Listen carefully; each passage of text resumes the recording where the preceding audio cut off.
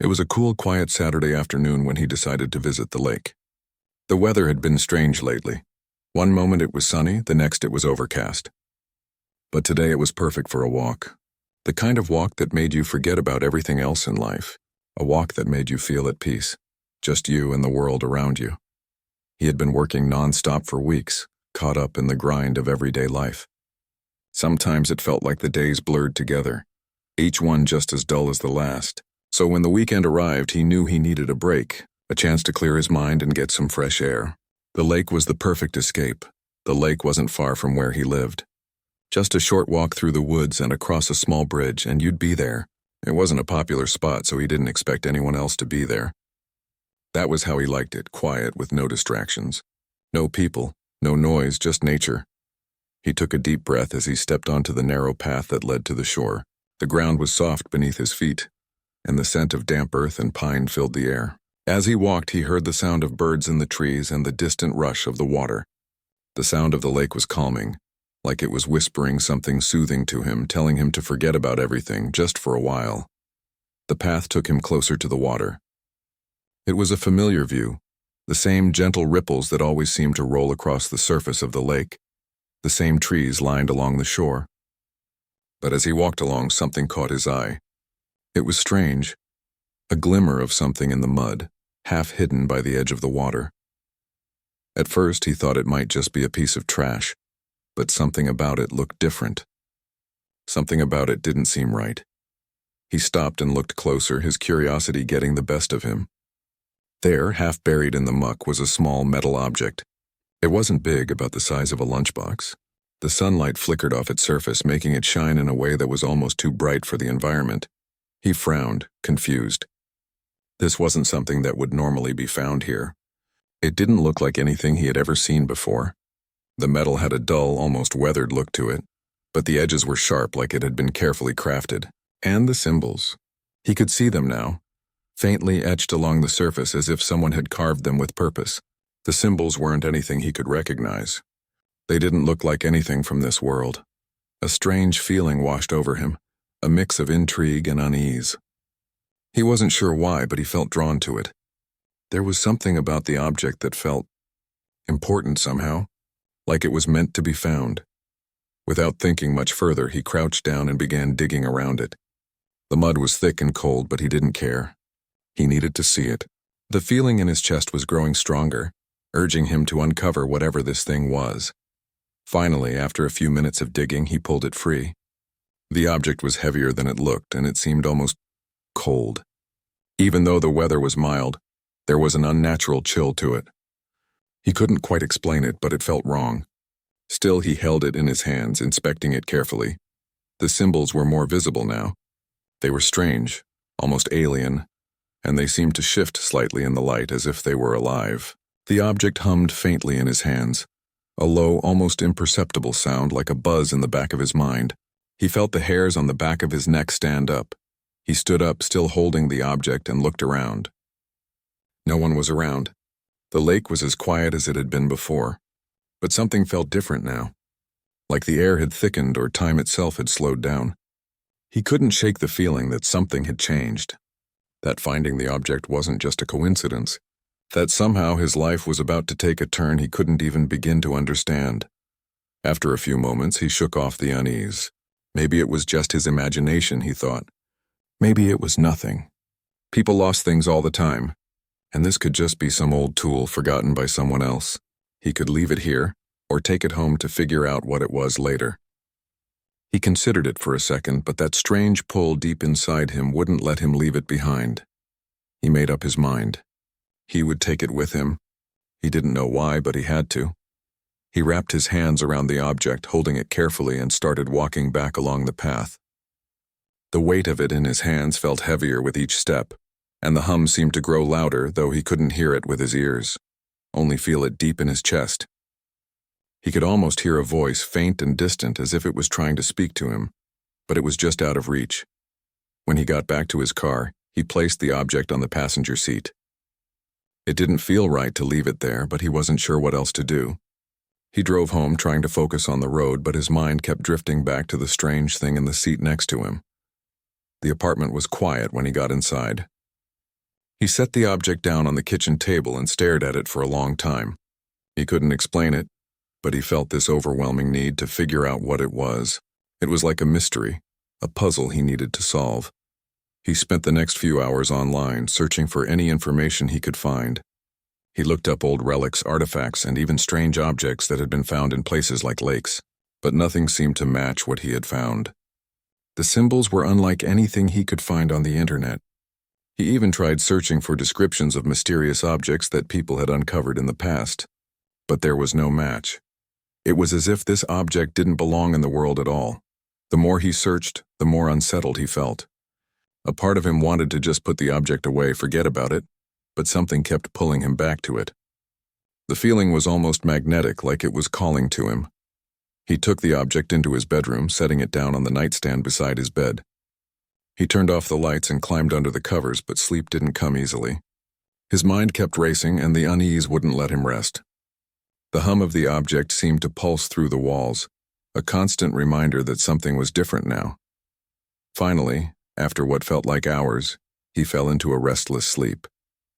But even then, the feeling stayed with him. It followed him into his dreams, where he saw flashes of strange, distant places. In his dreams, he saw the same symbols, but they were different, alive, moving, changing. And then, just as he thought he was waking up, he heard something. A voice, faint, barely a whisper. It was a name. Or at least he thought it was a name. It was his. The next morning, he woke up with a sense of unease that lingered from the night before. The object on his nightstand, still where he had left it, seemed even more unsettling in the daylight. The air around it felt thicker somehow, as if it were pulling him in, urging him to pay attention. He sat up in bed, rubbing his eyes, trying to shake off the grogginess of sleep, but the feeling was still there, hovering like a cloud over him. The voice in his dream echoed in his mind. It wasn't a full sentence, just a whisper of his name, almost like a warning. He could still hear it faintly if he concentrated hard enough. He got out of bed and walked over to the nightstand, staring at the object. It didn't look any different than it had last night. Same dull metal, same strange symbols. But now it seemed to hum louder, almost like a distant buzz that filled the room. He reached for it cautiously, feeling the same chill that he had felt the day before. As soon as his fingers brushed the surface, he could feel something shift in the air around him, like the space itself had changed.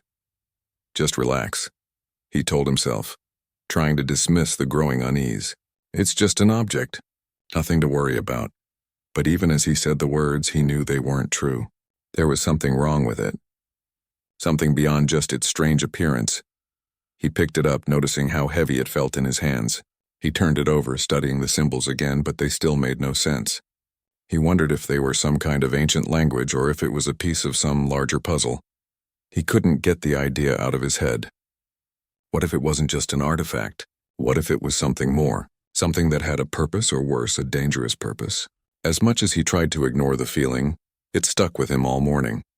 Even as he ate breakfast, the hum from the object seemed to pulse just below his awareness. He couldn't stop glancing over at it, as if it were calling to him, pulling him in. The rest of the morning passed in a blur of disjointed thoughts.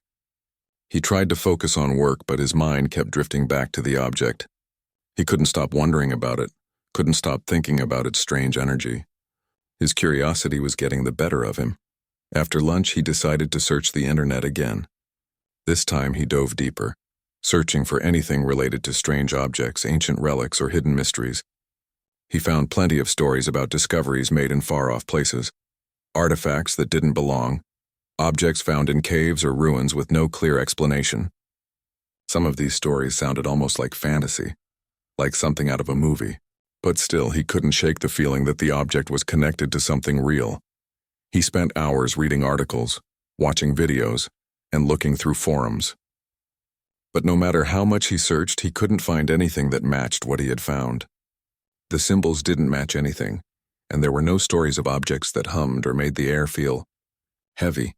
It was like the object wasn't part of this world at all. Frustrated, he decided to take a break. Maybe he was overthinking things. Maybe it was just an old relic or a lost piece of equipment. It could be from some forgotten era, or even just something someone had tossed into the lake years ago. But as he stood up and moved around the apartment, he couldn't shake the feeling that he was being watched. The sensation was subtle at first, just a creeping sense of being observed. It wasn't like someone was standing behind him or peering through the windows, but it was enough to make him feel uneasy. He glanced at the object again, sitting on the table, glowing faintly.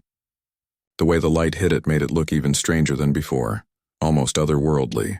He had to admit there was something alive about it, not in the sense of biological life, but like it was active in a way he couldn't understand. And that thought alone sent a chill through him. That evening, he couldn't ignore the feeling any longer. He had to know more about the object. He had to understand what it was, what it wanted. He couldn't just leave it sitting there taunting him with its mystery. He decided to take it to the library the next day. Maybe a librarian, someone who knew more about history or ancient texts, could help him identify it. It was a long shot, but at this point he was willing to try anything. His mind was racing, the constant hum of the object making it hard to focus on anything else. The night was uneventful, but the sense of dread never quite left him. He barely slept, lying awake in bed staring at the ceiling and listening to the hum. At some point he must have drifted off because the next thing he knew, it was morning. He grabbed the object and tucked it into his bag before heading out.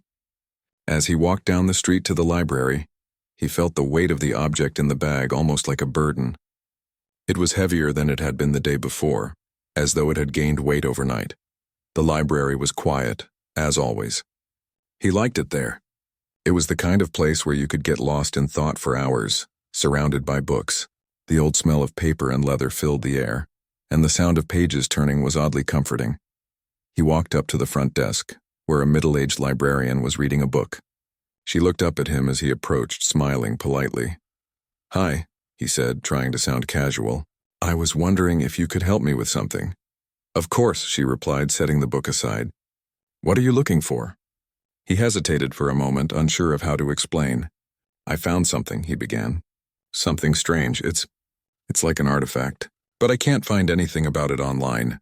I was hoping maybe you could help me identify it." She raised an eyebrow, intrigued. "What kind of artifact?" He pulled the object out of his bag and set it down on the counter. Immediately, her expression shifted from curiosity to something more serious. She leaned forward, studying the object intently. "What is this?" she asked softly, as if she were speaking to herself more than to him. "I'm not sure," he replied. "I found it by the lake. It's got these symbols on it, but I can't find anything about them. I thought maybe you might recognize it." She looked up at him, her eyes filled with a mix of concern and curiosity. "I've never seen anything like this," she said, her voice low. "But I've read about things like this. Things that shouldn't exist. I can look up some books for you, but—" She paused for a moment, considering. "If I were you, I'd be careful with this. Objects like this can be dangerous. Sometimes they're not just old relics. Sometimes they're things meant to stay hidden." His stomach tightened. "What do you mean?" "Hidden from what?" She gave him a long look, then nodded. "Let me pull some books for you. But be careful. Not everything you find is meant to be found." He didn't know what to make of her warning, but something in her tone made his skin crawl. He nodded, muttering a thanks, and watched as she moved away to search the shelves. As he waited, he couldn't shake the feeling that the object was doing something to him. It was like it was pulling on him, tugging at his mind, whispering to him. The sensation was growing stronger by the minute. He couldn't tell if it was the object itself or his own fear, but either way, he knew he had to figure this out, before it was too late. He sat at the library table, staring down at the object. His fingers traced the strange symbols, feeling the cold, smooth surface beneath his touch. The librarian had returned with a stack of books, but none of them seemed to help. Each book seemed to contain only vague references to artifacts, some suggesting ancient origins, others hinting at lost civilizations, but nothing connected directly to the object in front of him. The librarian flipped through the pages of one old book, her face tense. "There are mentions of things like this," she said quietly, "but it's all wrapped in mystery. These kinds of objects don't just show up by chance. They are found for a reason, and sometimes people who find them don't walk away unchanged." He felt a shiver creep up his spine. The way she said it, as if she knew something he didn't, unsettled him. The object was no longer just an interesting relic. It was beginning to feel like a burden. It was like the air around him had thickened ever since he'd found it, pulling him deeper into something that made his stomach twist with anxiety. "Can you help me?" he asked, the question feeling heavier than it should. She sighed, placing the book down. I can tell you what I know, she said slowly, but it's not much. These artifacts, they don't always bring good things. Some of them are said to be cursed. The symbols you see on this object, those are often linked to old stories about powerful forces, things that should be left alone. Her words lingered in his mind like a warning bell, but he needed to know more. He was past the point of turning back. I have to know what this is, he said, almost to himself. She looked at him, her eyes filled with a strange pity. You might want to stop looking, she murmured. Sometimes the answers you find only bring more questions, and some things are better left buried. He felt his heart race as he pushed the thought aside. The unease she had sparked only deepened his desire to figure out what was happening. He couldn't walk away now. Whatever this was, whatever was happening to him, he needed answers. I'm sorry, he said, his voice steadier now. But I need to know. I need to understand what I'm dealing with. The librarian hesitated before nodding. All right, but don't say I didn't warn you. She walked over to another shelf and pulled out a large, dusty tome. The cover was thick and old, like it had been passed down through generations. She placed it in front of him with a heavy thud. There's a section in this book that talks about things like this. Ancient artifacts, lost treasures, and objects that have been cursed or forgotten. It's not much, but it's the closest I've ever seen to something like what you've found. He opened the book, the pages crackling under his fingers. The text was written in an old language that he could barely understand. But there were enough pictures, drawings, sketches, and faded maps that he could make out a few things. One of the illustrations was of an object very similar to the one he had found. The same metallic shape, the same strange symbols. The caption beneath the drawing read, "The Vessel of Lost Time." His breath caught in his chest. Lost time? He frowned, turning the page. The next few paragraphs were filled with references to the object's history. There were mentions of civilizations that had disappeared long ago. Their cultures and technology advanced beyond anything modern society could comprehend. According to the text, this object had been a key, a vessel used to channel powers from other realms. Powers that, if not controlled, could destroy everything in their path.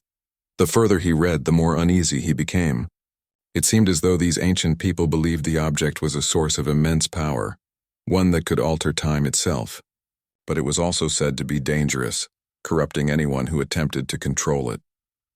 He felt a knot form in his stomach as he turned to the next page.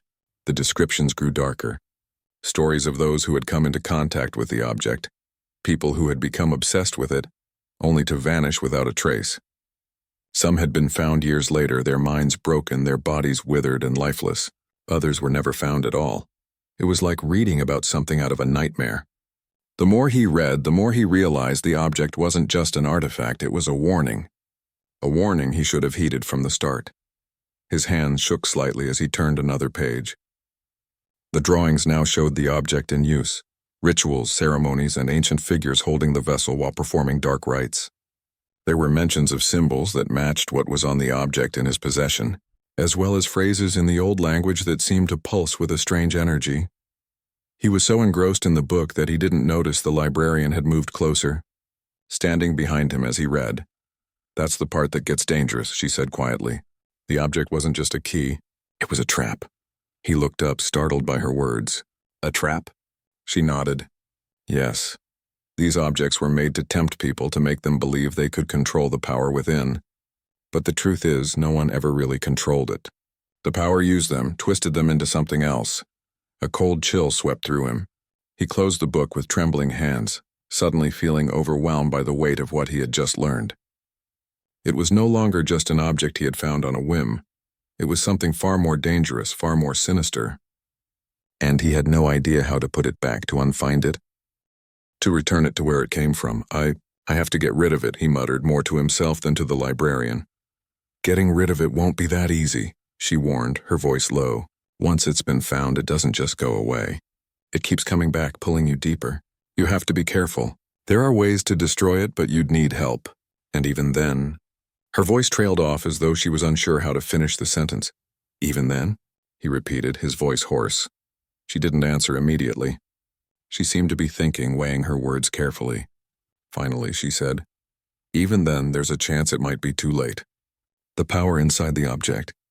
It's not just physical. It's like a force, a presence that clings to you. You might think you're rid of it, but the object has a way of making sure it's never truly gone. His heart hammered in his chest. He had thought that finding the object would be the hardest part, but now it seemed like the real battle was just beginning. He looked at the librarian, his mind spinning. What do I do? She glanced around, almost as if she was making sure no one was listening, and then leaned in closer. There's a man, she whispered. Someone who knows how to deal with these things.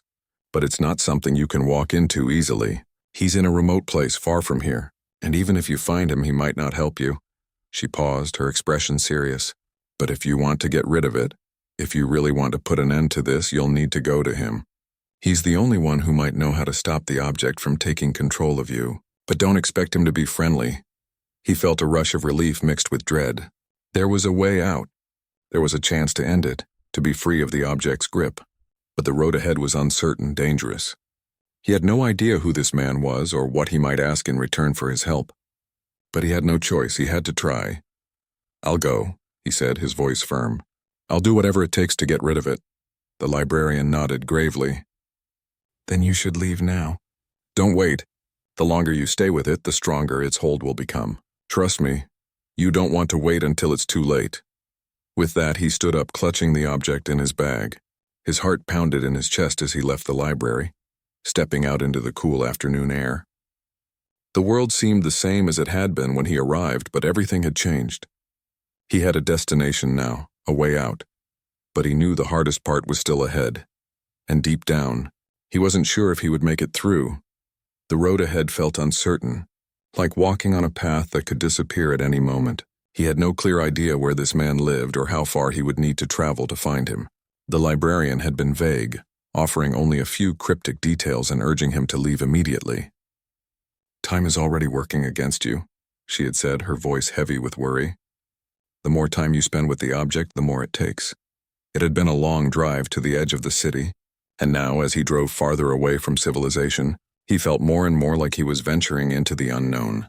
The landscape around him had changed, from city streets to winding rural roads flanked by tall trees and overgrown fields. His GPS signal was weak, and the further he went, the more he doubted his decision. There were no signs, no landmarks, and it felt like the world itself was swallowing him whole. His fingers drummed nervously on the steering wheel as he glanced at the object hidden in the passenger seat. The bag containing it rested next to him, as if it were a ticking time bomb that could go off at any second. The hum from the object had lessened since he'd left the library, but he could still feel its presence, like it was breathing in the background, waiting. He couldn't shake the thought that the object had changed since he found it. It wasn't just a strange thing he'd discovered by the lake anymore. It had become a part of him, its strange energy beginning to seep into his thoughts, his dreams. At night he would wake up to whispers, voices he couldn't understand, and even though he tried to ignore them, the sense of dread never left.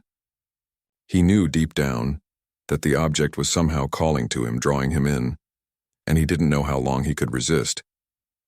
After what seemed like hours, he reached a small, run-down town.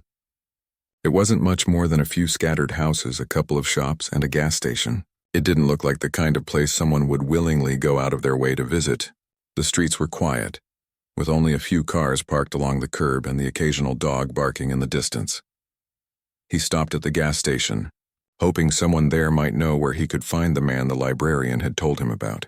He stepped out of the car, taking a deep breath to steady his nerves. The air felt thick, oppressive, as if something was watching him. He shook off the feeling and walked toward the small convenience store at the front of the station. Inside, a man behind the counter looked up when he entered, raising an eyebrow. He was older, with graying hair and a scruffy beard. The shelves behind him were stocked with cheap snacks, canned goods, and an assortment of random items. "Can I help you?" the man asked, his voice low and gruff. He hesitated for a moment before speaking. "I'm looking for someone.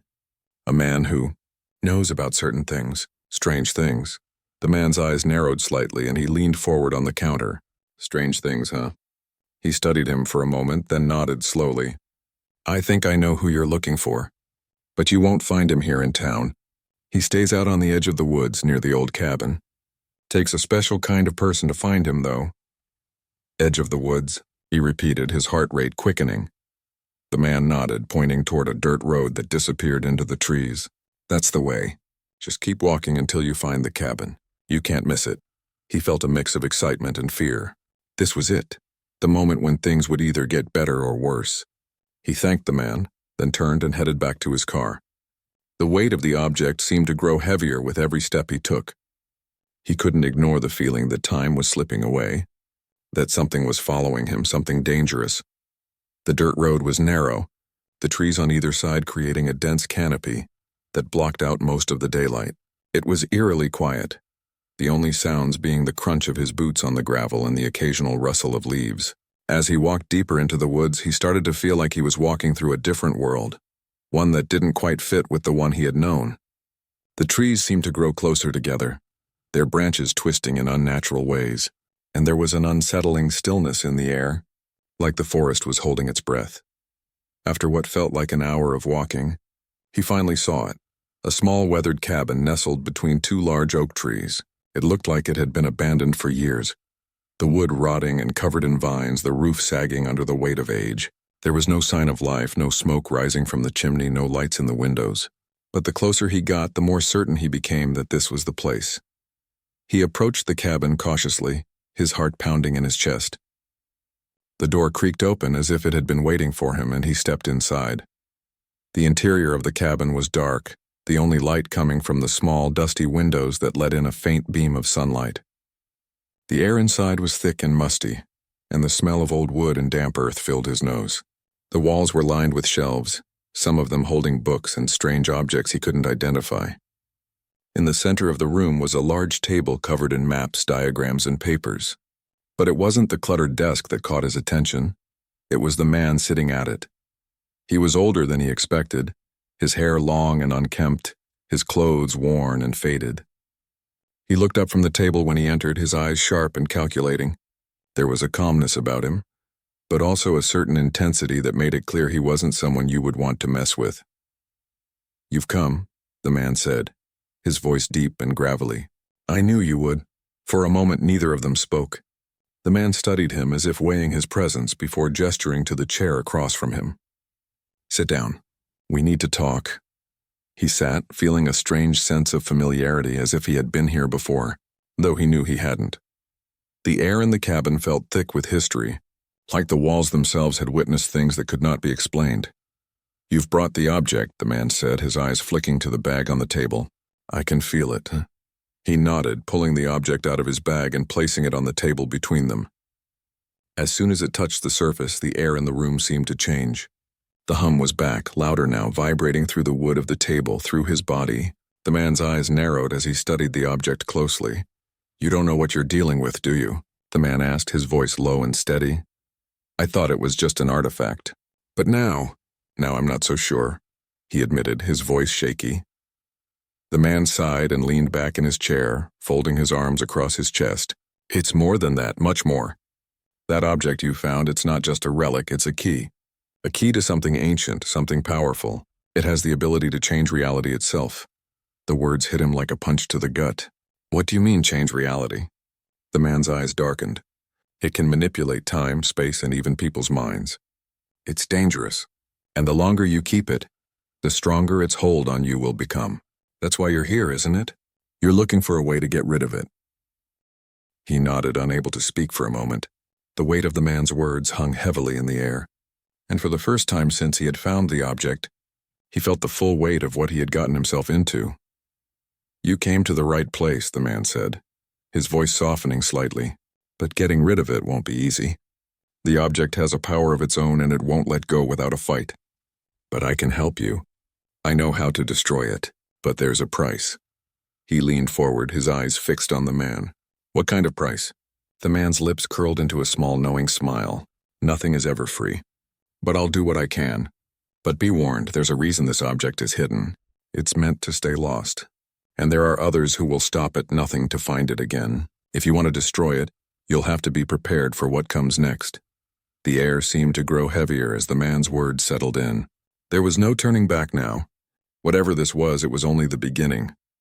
The room was still, the only sound the crackling of the fire in the old stone hearth. The man sat across from him, watching him carefully as if waiting for something.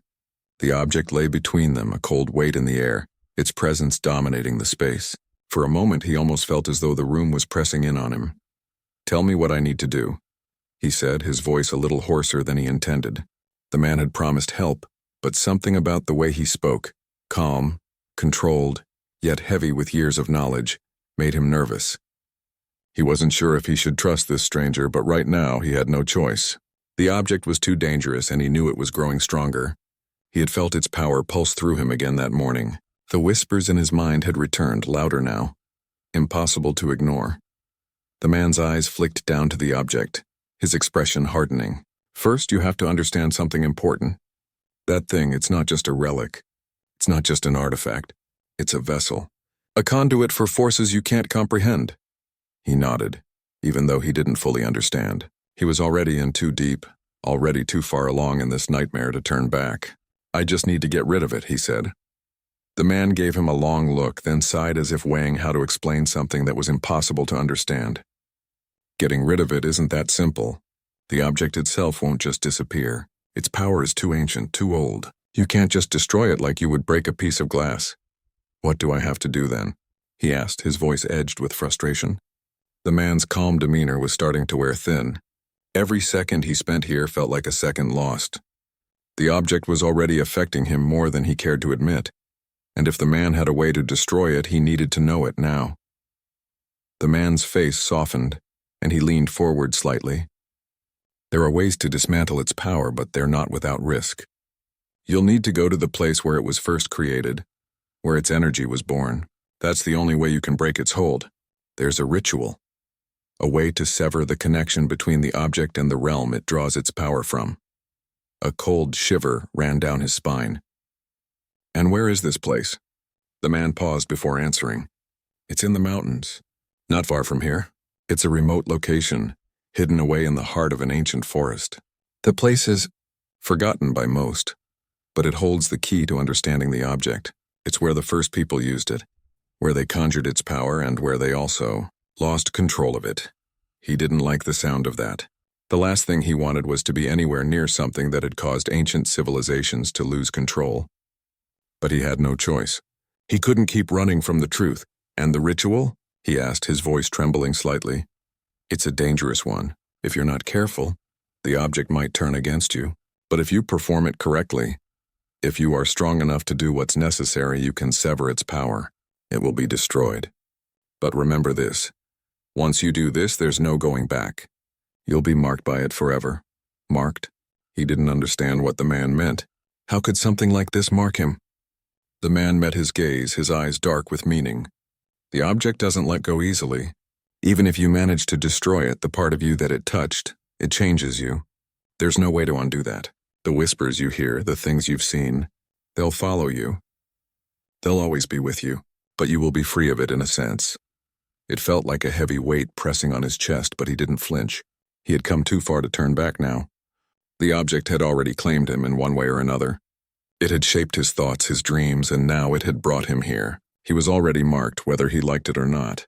"What do I need to do?" he asked again, more urgently this time. The man gave him a grim smile. "You'll need to prepare. There's a certain preparation for this ritual. You'll need the right tools, and you'll need to find a specific place in the mountains. I'll give you everything you need, but the rest is up to you." He stood up, feeling the tension in the room crackle like static. He was already thinking of the journey ahead. The mountains were hours away, and who knew what dangers lay between him and the place where the ritual could take place. But he didn't care. He would do whatever it took. The man handed him a small weathered map. It was old, with markings that had faded with time, but there was one spot on it, marked with a cross that seemed to glow faintly even in the dim light of the cabin. "This is where the ritual will happen," the man said quietly. "Get there before dusk and make sure you don't look back. There are things that follow the object, things that don't want it to be destroyed. You'll have to be fast and you'll have to stay focused. Things that follow it." His voice shook with disbelief. "Like what?" The man didn't answer right away. Instead, he moved to a small wooden chest by the wall and opened it. Inside were several items: candles, strange vials, and a knife with an ornate handle. He picked up the knife and handed it to him. "This is one of the tools you'll need," the man said.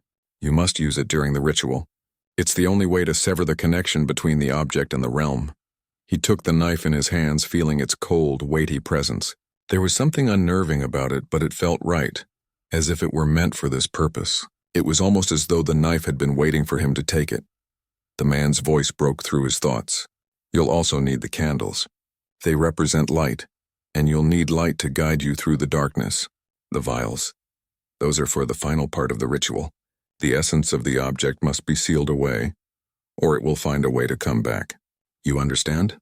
He nodded, feeling the weight of responsibility settle over him. I understand. Good, the man said, his voice softening. Remember, the journey will be hard. The forest will try to stop you. The power of the object will resist. But if you stay focused, if you don't lose yourself to fear, you might just make it. The man's words were a reminder of the truth he had been avoiding. This wasn't just about finding the object and destroying it.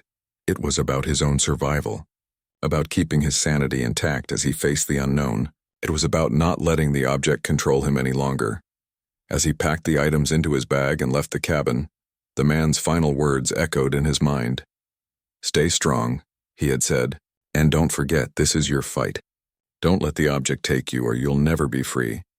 The road to the mountains was even more treacherous than the path to the cabin.